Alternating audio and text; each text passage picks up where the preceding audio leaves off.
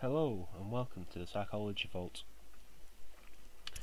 This video is the first in a series of 4 on the different approaches to psychology. This video will be focusing on the psychodynamic approach.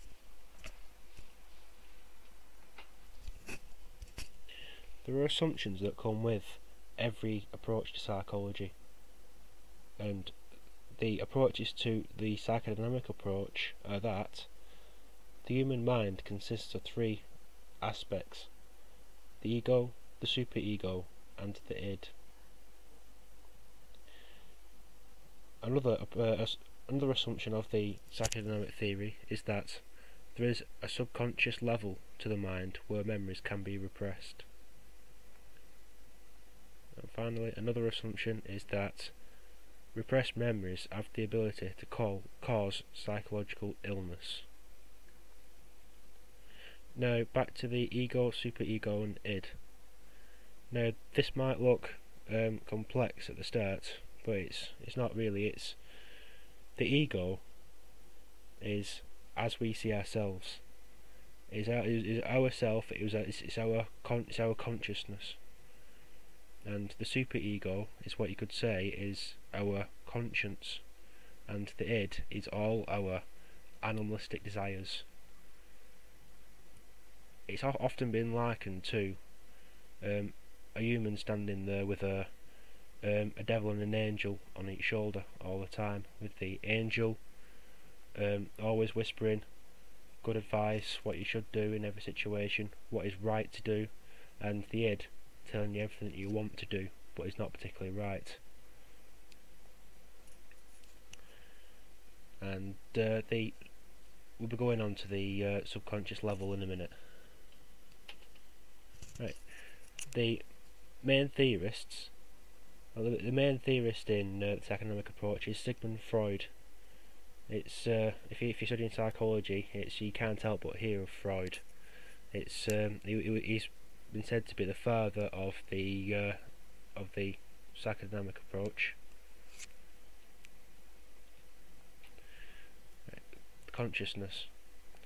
As you can see here, it's the superego and the id, and the whole of consciousness itself has been likened to an iceberg floating in water, in that consciousness is only a little bit of who we are, and then it's just that little bit that's poking up above at the surface of the water, with the superego just underneath and the id underneath, where it's all repressed. The superego is repressing all those nasty urges you've got. You know, it's we've all had those urges where it's you want to do something, but you know it's so wrong that you couldn't possibly let anybody else know about it, and you just repress it down and down and down. A large part of Freud's theories revolves around the psychosexual stages of development, these being the stages on which a child goes through as they're growing up. It's Freud says that it's you start life in the oral stage, which is 0 to 1 years, and you progress through to the anal stage, which is 1 to 3, then you progress through to the phallic stage, which is from the ages of 3 to 6, then on to the latent stage, which is 6 through to puberty, then finally the genital stage, which is puberty through to adulthood, and then eventually death. Right, it's the oral stage. This is the stage in the child's life where they need to put everything in their mouths, and they get comfort from sucking on things, whether it be a dummy or a pacifier, and it's they get a lot of comfort out of that. And Freud says that if you suffer a trauma at that stage in your life, then you'll be stuck in that stage, or you'll have issues with that stage, and for the entirety of your life you'll have an oral fixation on things. It's I think this is quite difficult to actually prove, because I myself have quite a few oral fixations, It's and I'm quite messy, which is another thing that comes with being stuck in the oral stage. It's you're quite messy about everything you do. You're disorganised, and well, I don't think I've ever had any particularly bad traumas, especially at that age.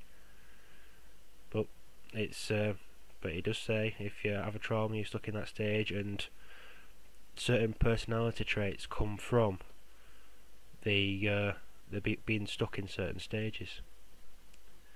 And it's the anal stage.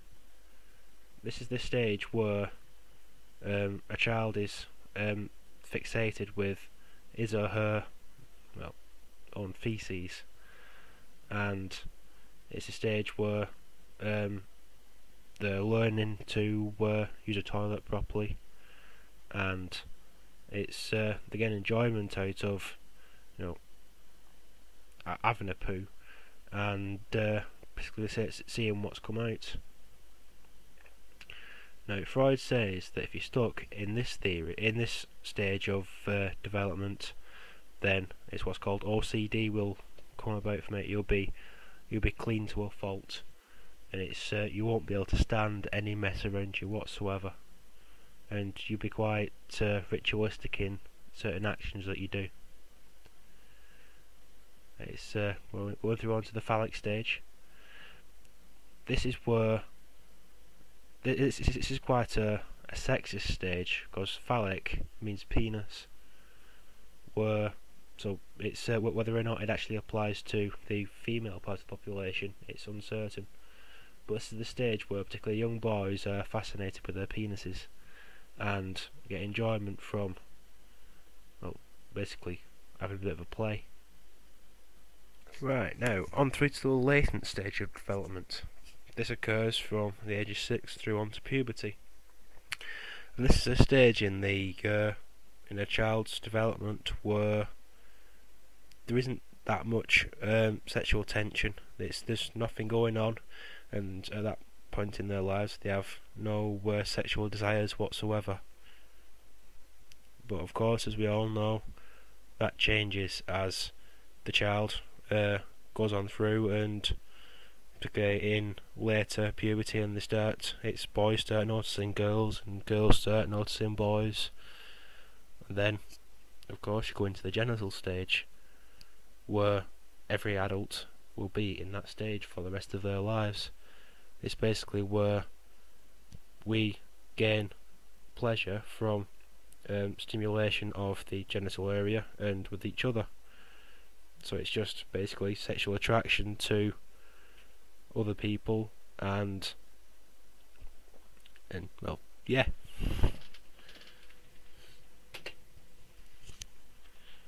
Now,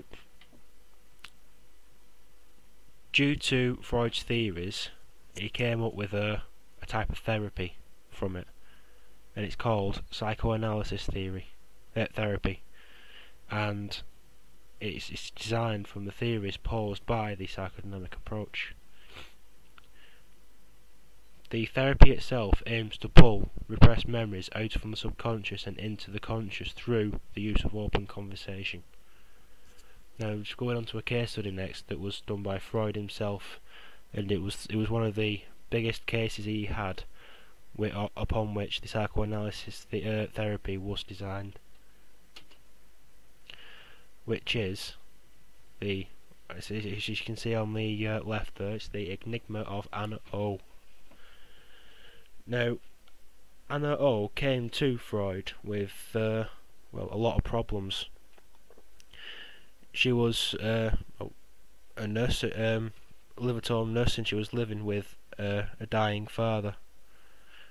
But she noticed some problems, because almost suddenly she became paralysed down one side. She lost the ability to speak English, and somehow gained the ability to speak French. That was a bit of a weird one, and would hallucinate snakes over her at various points. She was not in the best mental health. Now, Freud, upon hearing of Anna O's problems, immediately fixated on a relationship with, well, with a dying father. As you can see on the right, I've put a picture of a clock in there, because Freud said that a lot of her problems would have been down to time. She would have been feeling that she would have been wasting her life looking after a dying father, but of course her superego wouldn't particularly like those suggestions, so would repress them. And it was the act of repressing these desires, her desires to have a life, to get out there, to do the things she wants to do instead of looking after a dying father, that was causing all these problems. And Anna O herself found that when she accepted these desires that she had, it was acceptance of them brought them out of the unconscious mind and pulled them back into the consciousness, because she became aware of them. And she found, as she was talking about her own desires and hitting on, well, the truth, that the symptoms that she was having were just falling away as she was talking. And this therapy, this talking therapy, trying to bring these repressed memories from out of the subconscious and into the conscious, is a therapy that's still used today. Right. There is a strength to the psychoanalysis, to the psychodynamic approach, in that psychoanalysis, which is very dependent on the theories within the psychodynamic approach, actually works. It is, especially when there's not many other proofs for Freud's theories. This is a big one, and of course there are weaknesses to this one, because the approach is not very scientific. It's like I said, Freud built an entire therapy off working with one woman, Anna O. There's another case study that he built what's called the Oedipus complex, where he postulated that young boys have sexual desires towards their mothers at a young age and hate their fathers. But he came up with this theory based upon one little boy called Little Hans, and it was later said that he never actually met him. It was basically all down. He got all his information, all his data, from the father who watched his child and wrote letters to Freud, and that's how he built his theory. He said there's another weakness is there's huge leaps between the research conducted and the theories created, because, well, it's back onto the case study of Little Hans. He got this data from this father looking at his child without actually meeting him, and came up with this massive theory that he published and is now known by millions of people worldwide. Right, that's the end of the video, and thank you for watching. And if you're watching this video on YouTube, just know that there's a website out there with all this on, with more information, and it's some questions to test yourself if you are using this for revision for your exams. And it's called psychologyvaults.wix.com/revise. Thank you for watching.